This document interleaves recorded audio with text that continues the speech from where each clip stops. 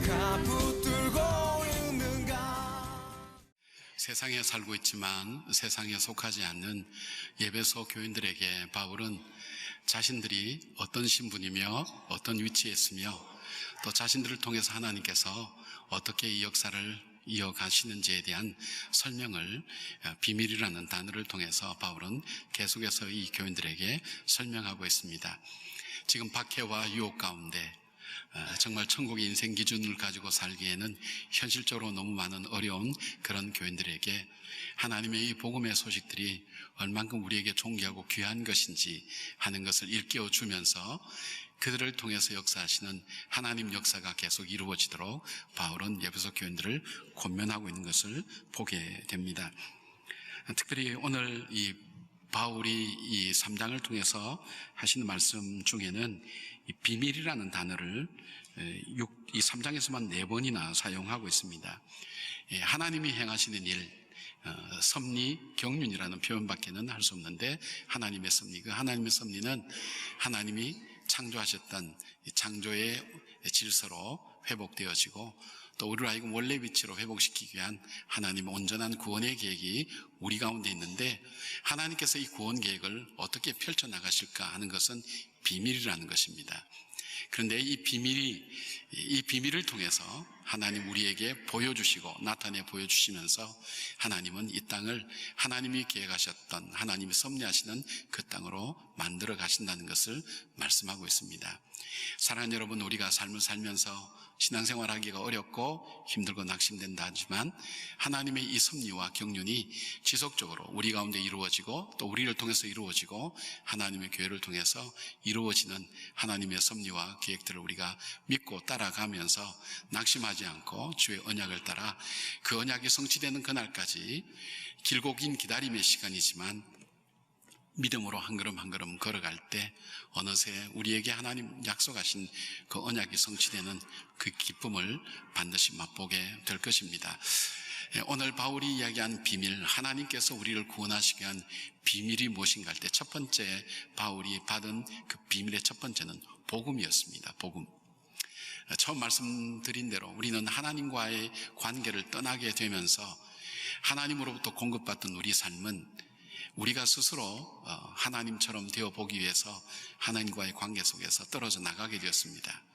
그래서 우리 스스로 우리의 삶을 살아가야 되는데 전에는 하나님의 지배와 통치를 받던 우리가 이제는 우리가 결정하는 것 같지만 이제는 그 하나님 대신 이 땅에 사단이 우리를 지배하게 되고 또 우리의 욕심과 우리의 정욕이 지배하게 되고 이 세상, 하나님을 모르는 이 세상의 흐름들이 우리 삶 속에 들어오면서 육체의 열매를 맺게 만들고 각종 다툼과 슬픔과 죽음과 고통이 우리 삶 속에 오게 되었습니다. 근데 비극적인 것은 우리가 우리의 운명을 돌이킬 만한 아무런 일들이 우리 가운데는 없었습니다. 인간이 철학이나 또 도덕이나 윤리나 또 종교나 여러 가지 모습으로 인간은 구원의 길을 찾지만 우리 힘으로 할 수 없는 바로 우리들에게 하나님 자신 안에 있었던 그 긍휼과 자비와 사랑과 은혜로 우리를 구원해 주셨습니다. 그 계획이 바로 예수 그리스도였습니다. 예수 그리스도를 이 땅에 육신의 몸을 입고 이 땅에 오게 하시고 또 이 땅에 살면서 하나님이 어떤 분인지를 말씀하도록 하나님 스스로 계시해 주셨고 또 십자가에서 우리 죄를 대속해서 죽으시고 부활하셔서 승천하시고 다시 오시겠다는 이 모든 것들이 바로 우리를 향한 하나님의 복음의 비밀이 되었다는 사실입니다. 그래서 이 사실을 누구든지 믿고 받아들이고 그리고 그 믿음대로 살아가는 그 사람에게는 다시 하나님의 자녀가 되는 권세를 주셨고 하나님과의 관계가 회복되고 하나님께서 계속해서 인도하시고 보호하시고 역사해 가시는 그런 삶이 된다는 것입니다. 그래서 우리가 하나님 나라에 대한 개념을 배울 때 already ban it 그런 걸 받았죠. 이미 주님이 오심으로 이루어졌죠. 하나님의 통치가 이루어졌지만 완전한 그 나라가 이르기까지 우리에겐 갈등과 다툼이 있다는 것. 하나님께서 우리를 구원한 첫 번째 그 비밀이 바로 이 십자가 예수 그리스도라는 것이 하나님의 비밀의 역사였습니다.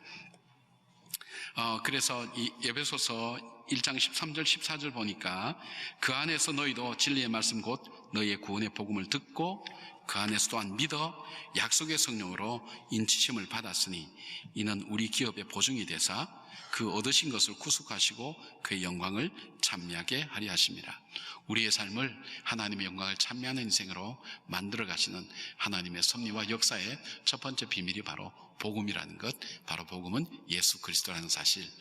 그리고 교회는 그 사실들을 믿고 그 구원함을 받은 백성들이 함께 모여 이루는 공동체가 되어서 하나님의 교회를 연합하여 이루어간다는 사실, 그것이 첫 번째 비밀이라는 것을 말씀해 주셨습니다. 또한 두 번째, 하나님께서 우리를 구속하시기 위한 하나님의 완전한 주님의 통치가 이루어지고 창조의 완전한 질서를 회복하게 한 두 번째 하나님의 비밀은 바로 하나님의 교회였습니다. 교회. 우리는 지금 교회라는 것에 대해서 별로 이렇게 늘 교회에서 이미 교회로 나왔고 또 교회가 우리가 태어나기 전부터 있었으니까 교회에 대해서 별 개념이 없었지만, 교회는 하나님이 천지를 창조할 때의 그 창조라는 단어를, 교회를 세울 때 그 단어를 동일하게 쓰고 있습니다. 하나님께서 교회를 창조하셨습니다. 그래서 뭐냐면 구원함을 받은 백성들이 함께 모여서 연합해서 하나님의 나라를 이루어가는, 하나님의 교회를 이루어가는 그런 공동체로서의 교회를 말합니다. 근데 여기서 말하는 교회라고 하는 것은, 우리 교회가 하나님의 백성의 공동체다 얘기할 때는 구약에도 있었습니다. 그러나 여기에 신약 교회라고 얘기할 때는 조금 개념이 다릅니다. 구약의 교회는 하나님께서 유대인들에게 주셨던, 아브라함과 그 유대인에게 주셨던 그 선민 사상, 선민의 약속들, 하나님 유대인에게 주셨던 그 약속들로 인해서 하나님이 주셨던 것. 그러나 이 신약의 이 교회는 그런 교회만이 아니라, 하나님의 약속과 유업을 주신 그런 것만 아니라 이방인들, 그러니까 유대인들이 생각할 때는 정말 저들은 하나님의 약속 밖에 있었고 외인이요, 그리고 소망도 없었고 하나님도 없었던 저 사람들에게도 예수 그리스도로 말미암아 하나님의 한 약속의 반열에 들어오는 그런 공동체가 되어서 만들어진 교회를 말합니다. 그 당시에 가장 극적으로 표현하는, 우리가 나누어지고 분열되고 깨어진, 그러니까 우리가 하나님을 떠남으로 하나님과의 관계도 깨어졌지만 인간과 인간과의 관계도 깨어졌거든요. 깨어진 것에 가장 상징적으로 보여주는 것이 바로 유대인과 이방인들의 나누어짐입니다. 이분들은 역사적으로 이미 오래전에 역사를 갖고 있고 그것을 종교처럼 신봉하고 있었습니다. 그들이 기도 중에, 하나님, 나는 노예로 태어나지 않은 것 감사합니다. 하나님, 나는 여자로 태어나지 않은 것 감사합니다. 하나님, 나는 유대인으로 태어난 것을 감사합니다 하는 것이 바로 이 유대인들의 중요한 기도 제목이었다고 그래요. 그 정도로 이방인과 유대인의 차이는 우리가 있을 수가 없었습니다. 저들에게는 구원도 없는, 어쩌면 동물과 짐승처럼 그렇게 생각했지만 예수 그리스도께서 오셔서 누구든지, 그들에게도, 이방인들에게도, 약속이 없는 그들에게도 예수 그리스도를 믿을 때에 그들이 하나님의 자녀가 되는 권세도 그들에게 주시고 하나님의 한 공동체가 되었습니다. 유대인도 마찬가지입니다. 율법으로는 구원을 이룰 수가 없었습니다. 바로 하나님께서 보내주신 예수 그리스도로 말미암아 그들도 동일하게 구원을 받아서 하나님의 자녀된 한 공동체, 바로 이거 신약의 이 교회 개념입니다. 신비롭죠? 있을 수가 없는 거죠. 근데 그 교회가 하나님의 비밀이라는 사실을 보게 됩니다. 우리가 같은 복음을 받고 함께 상속자가 되고 함께 지체가 되고 함께 약속에 참여하는 자가 되었다고 그렇게 말씀합니다.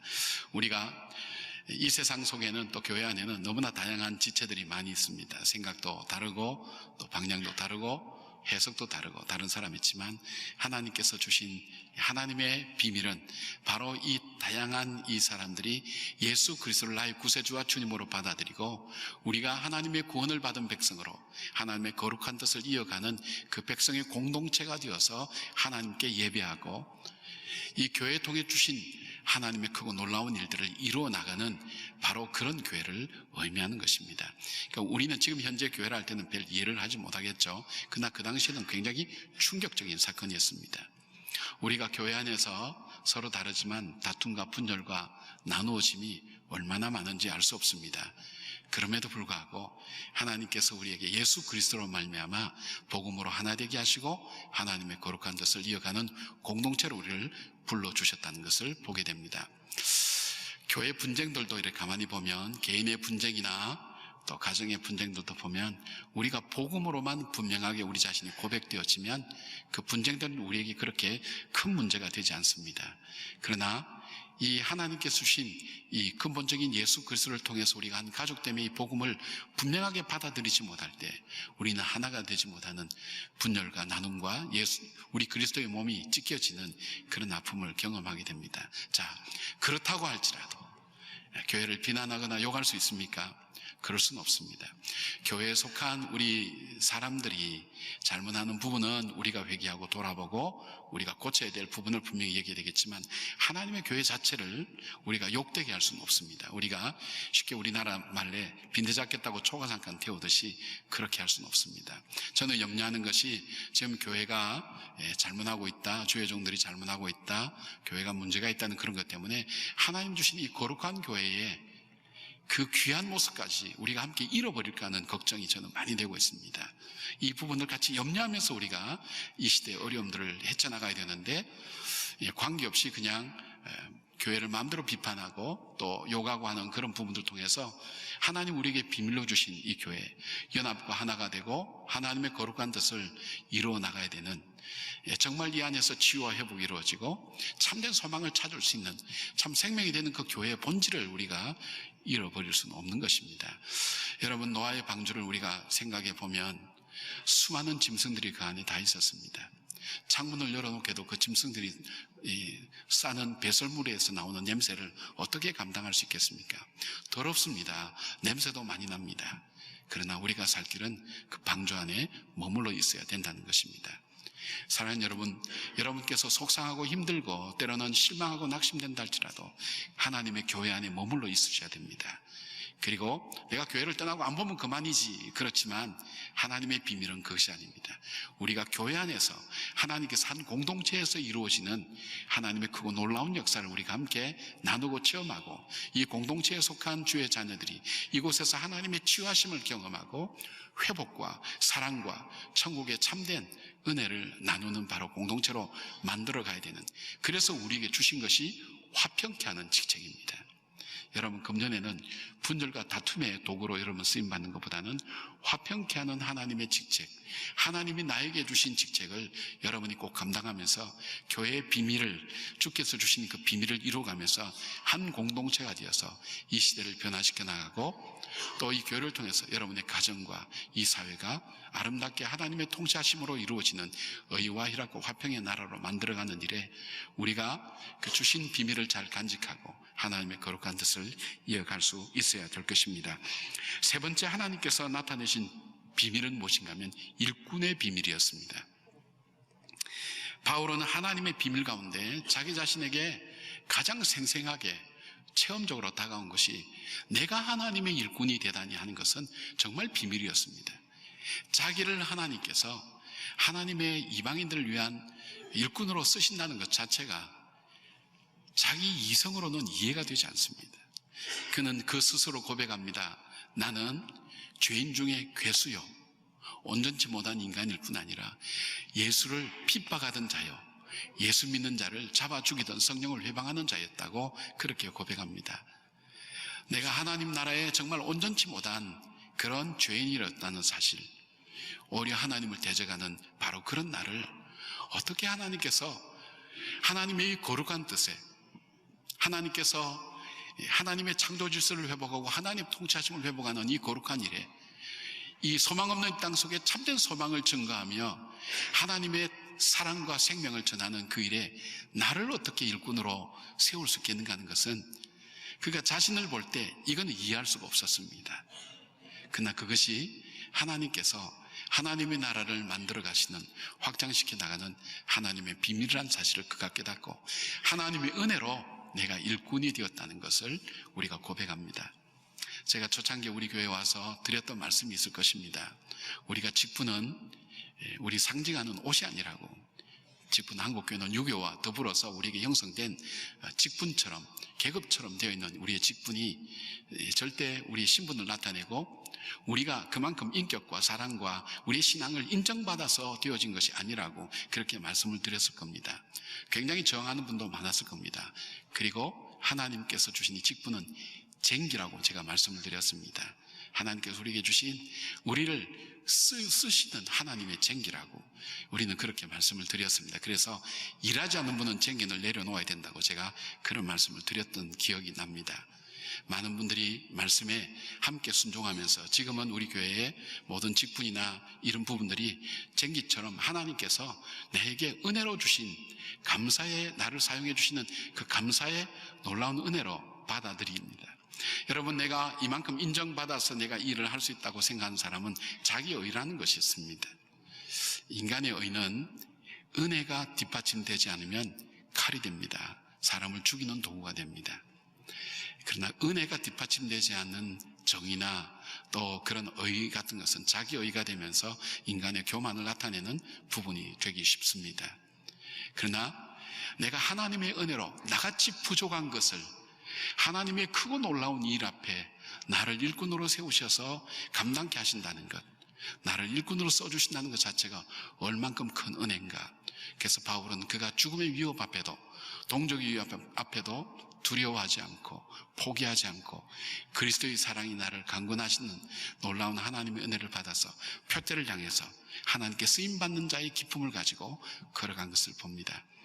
그래서 바울은 3장 1절에 이러므로 그리스도 예수의 일로 너희 이방인을 위하여 갇힌 자 된 나 바울이 말하거니와 하고 1장 13절 보니까 그러므로 너에게 구하노니 너희를 위한 나의 여러 환난에 대하여 낙심하지 말라. 이는 너희 영광이니라. 내가 이 일에 하나님의 거룩한 일에 쓰임받다가 내가 감옥에 가고 환난당하고 어려움 당하는 것, 이거 절대 내가 부끄럽거나 내가 이것 때문에 주저하거나 포기할 만한 일이 아니라고. 바로 그런 나를 사용하셔서 하나님께서 이 악하고 어려운 세상 가운데 하나님의 거룩한 영광을 드러내는 도구로 쓰이는 것 자체가 나에겐 영광이라고. 내가 감옥에 있으나 어떤 환난을 만나나 나는 그것 때문에 슬퍼하거나 나는 그것 때문에 주저하거나 그러지 않다고. 하나님께 쓰임받는 이 영광 자체가 너무나 크고 놀랍다는 것, 그리고 쓰는 것 자체가 아니라 그를 반드시 갚아주실 그 하나님께 감사하는 모습을 우리는 보게 됩니다. 사랑하는 여러분, 오늘도 하나님은 우리를 통해서, 나를 통해서 우리의 가정과 우리가 속한 직장과 이 시대를 하나님의 거룩한, 하나님이 통치하신 나라로 만들어가기를 원하시기 위해서 우리를 택해 주셨습니다. 그 믿음 갖고 계세요? 예, 화목케 하는 직책을 하나님 우리에게 맡겨주셨습니다. 그 직책을 감당하는 것, 그것이 하나님께서 우리에게 베풀어 주신 크고 놀라운 구원 계획의 비밀이라는 사실, 나 같은 것을 사용하셔서 주의 큰 역사 이루는 그 기쁨이 여러분 속에 가득 넘치기를 주의 이름으로 축원합니다. 우리 한국 교회사에 유계준 장로님이라는 분이 있습니다. 평양 장대현 교회를 다니다가 산정원 교회가 세워지면서 임명을 해서 거기에서 조만식, 오윤선 등과 함께 세 분이 장로 장립을 받으면서 교회를 섬기게 되었습니다. 그러던 중에 1938년 9월에 장로교 총회에서 신사 참배를 가결했습니다. 그러니까 일본의 신사에 참배하는 것이 신앙적으로 별로 위배되지 않고 우리가 함께 참배하게 됐다 가결할 때 이 주기철 목사님 섬기시던 이 산정현 교회에서는 끝까지 반대했습니다. 그래서 주기철 목사님이 옥에 들어가게 됐습니다.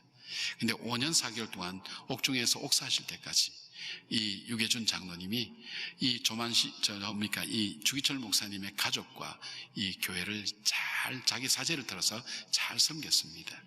그리고 이 주기철 목사님을 개인 사제를 들여서 성대하게 장례식도 치르게 되었습니다. 결국 이 산정현 교회는 세 분 장로님을 중심으로 해방될 때까지 이 신사참배를 거부하다가 해방을 맞이하게 됐습니다. 해방 후에 이제 공산당이 들어왔습니다. 그리고 교회를 자기들의 사무실로 쓰겠다고 그렇게 접수할 때에 거절하고 결국 그래서 빼앗기자 자기 집을 교회로 내어놓고 예배를 드리기 시작했습니다. 그러던 중에 이제 유교 사변이 터져서 이분은 1950년 10월에 이 공산당에 의해서 처형을 당하게 됩니다. 그러니까 나머지 그동안에 하나님께서 이 8자녀를 주셔서 자기 아내와 8자녀를 다 남쪽으로 보내고 자기 혼자 교회를 지키고 있다가 결국 세 장로님이 함께 순교를 당하게 됩니다. 자, 이 목사님 이 장로님 가정의 가족들이 어떤 생각을 하겠습니까? 자녀들도 어떤 생각을 하겠습니까? 우리가 이토록 신앙을 지키고 하나님의 종을 섬기고 교회를 이토록 섬겼는데 결국 아버지는 순교를 당하시고 우리는 이렇게 어머니와 함께 이 팔남매가 남쪽으로 와서 아무것도 없이 살아야 되는 그 생각을 할 때 정말 하나님이 살아계신가? 하나님이 정말 믿는 자를 복을 주시는가? 약속하신 대로 그렇게 언약을 이루시는가 하는 생각을 가지고 살지 않았겠습니까?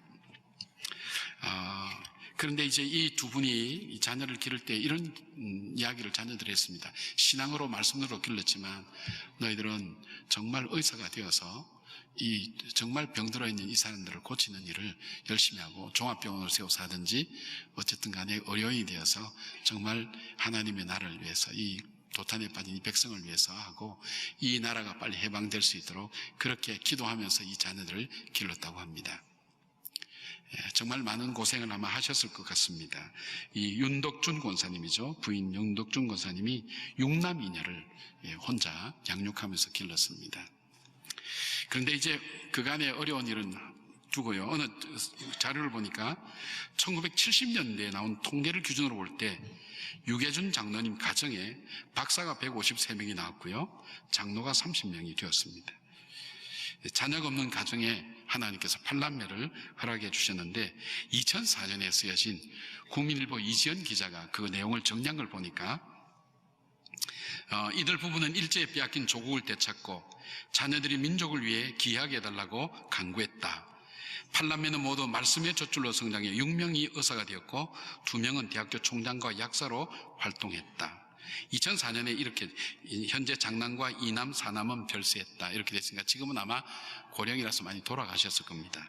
그때 이렇게 그 밑에 이렇게 적어납니다. 장남 유기원 장로는 생전에 국립의료원장을 역임했고 2남 유기영 장로는 부산대 의대 교수를 지냈고 3남 유기선 장로는 현재 부산에 거주하고 있다. 이분도 의사입니다.